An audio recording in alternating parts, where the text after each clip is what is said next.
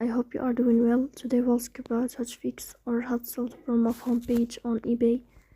You will click on settings. Here we click on apps, default apps, app settings. In this page you will search about eBay app and you will click. In this page of app info you will click on first stop and you will click OK. Here you will enter to the window of storage.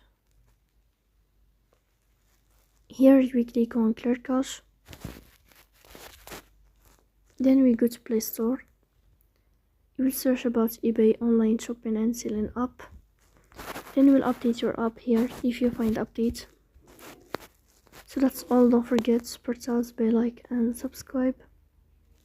See you next time in another video and thank you for your watching and your attention.